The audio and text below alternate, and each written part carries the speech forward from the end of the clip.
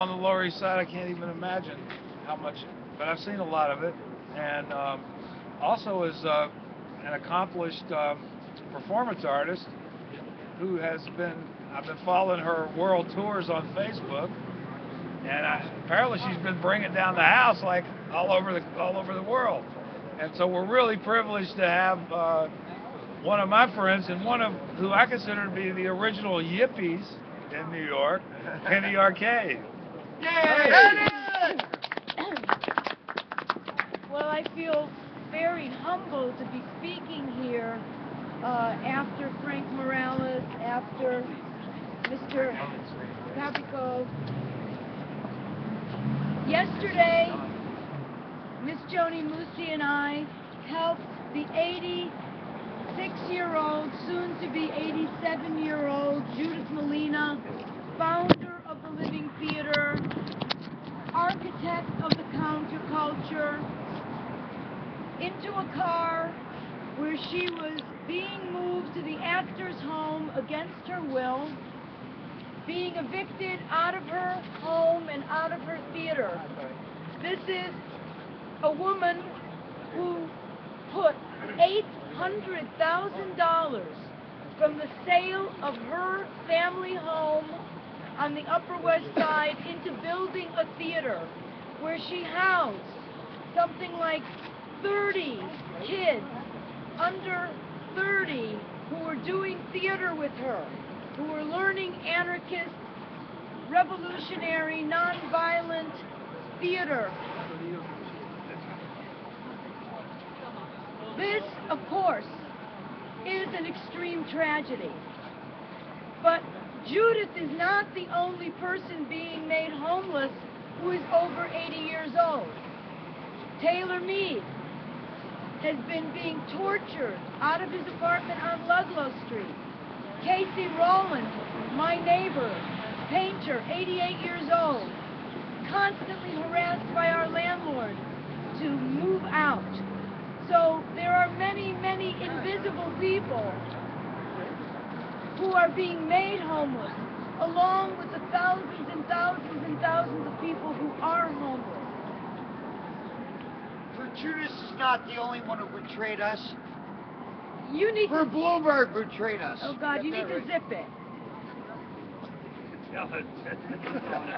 The reality of homeless veterans in this country is one of the most shameful, right-in-your-face secrets that is going on right now. That thousands and thousands and thousands of poor people entered into the military to defend the Constitution, when actually what they were doing was defending businessmen's profits. And when they returned to this country, for you, because there was no draft, there was a reason why there wasn't a draft, people. The first thing Bush said after September 11th was, I am not going to institute a draft. Who was he speaking to? He was speaking to people like me, people my age, who had children, who knew what it meant, who knew what a draft meant, and instead, who went to fight these wars? Working class Latinos, working class blacks, working class white kids. What an economic draft. There was an economic draft. When I went into my local beauty parlor and saw these women in their 40s and 50s watching the news of the war with worried faces, I turned to one of them, naive as I am, and said, oh, your son is there? And she said, my son and my daughter. And I said, oh, they joined up? She said, yes, they joined up. I said, oh, because for the college benefits? And she looked at me with complete scorn, which I deserved, because I was ignorant, and she said, college benefits? They went to get a paycheck. They went to get a paycheck. That is what 99% of the people Men and women in our military are there for a paycheck. They go to fight these wars for Wall Street. They go to fight these wars for businessmen, and they come back broken, traumatized. And what? Nothing. There are no services. They are homeless. This is one of the most appalling realities. When I think back to my 5th grade civics class, you have to become crazy. And we need to become crazy. We need to make a demand. We need to make a real demand on the city, on the country. I wished during Obama's inauguration last month, I was waiting for him to say one thing that he never said. There are no jobs. There aren't going to be any jobs. Jobs are over. We are in a new economy. We are in an oligarchy. It is all over. The only thing that remains to be done is for the people to demand our natural rights. When I interviewed Sister Mary Elizabeth Kelleher, one of the great heroines of the Lower East Side, of the housing movement, she said to me, this is a Catholic nun, she was over 80 at the time, and she said to me, she said, people not only deserve housing, but they deserve the housing they want. They deserve not only food, but they deserve the food they want.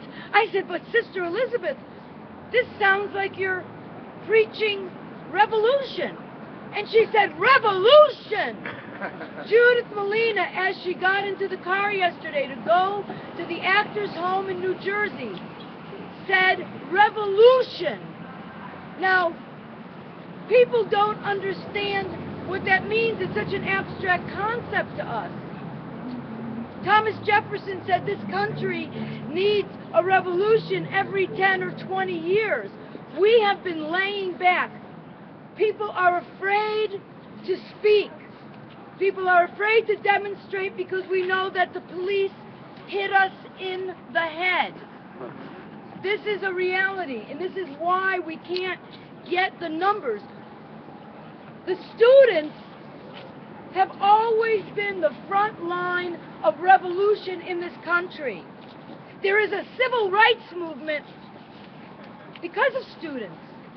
There's a gay rights movement because of students. There's a women's rights movement because of students.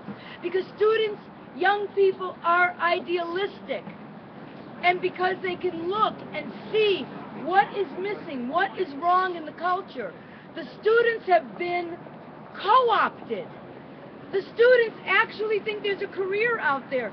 There are students paying $250,000 to learn how to be actors at NYU. $250,000 to learn how to be anarchist artists. And they don't realize that there is no profession. We need to somehow make an outreach right across the street. It's an amazing thing here at NYU. Right in that building, the windows are featuring the weathermen. In the next building, another gallery at NYU is featuring Allen Ginsberg and his entire coterie, many who are anarchists.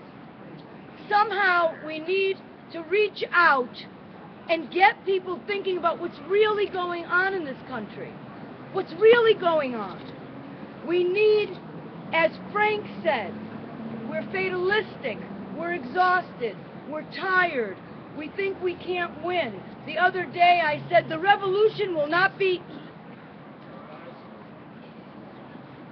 We need to come together. We need...